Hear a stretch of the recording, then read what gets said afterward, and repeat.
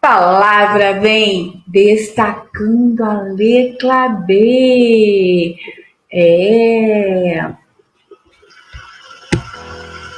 Essa é a letra B. Temos a letra B de bastão, essa preta que está em cima, e a letra B cursiva, que é a letrinha B vermelha, maiúscula e minúscula, como vocês estão vendo aqui.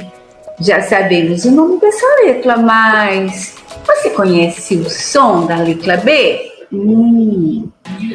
Vamos aprender então.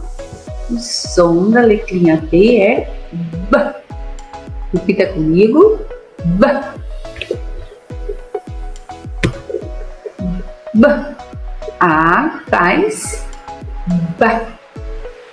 Ba. Será que começa com Ba, hein? Você conhece alguma palavrinha que começa com esse som? Ba.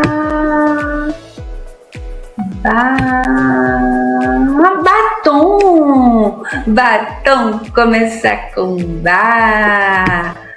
Agora B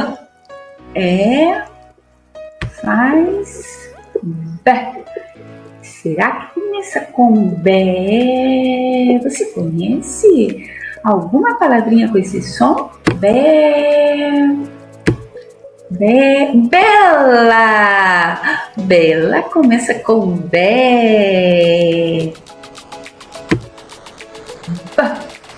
E faz B. Começa com B, hein? B. Beijo. Beijo começa com B. E Bi começa com Bi, hein? Já sei, vou dar uma dica para você, hein? É um meio de transporte, mas também é um brinquedo. Bi.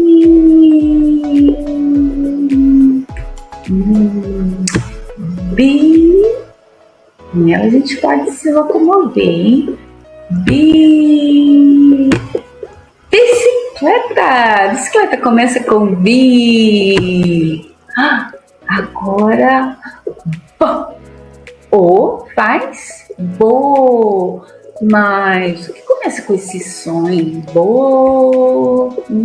Tô lembrando de uma coisa. Algo que a gente pode comer, que é bem gostoso. Bolo. Bolo começa com Bo. Com O faz Bó. Começa com Bó, hein? Boné começa com Bó. U faz Bu. Mas o que começa com Bu? Buraco começa com Bu.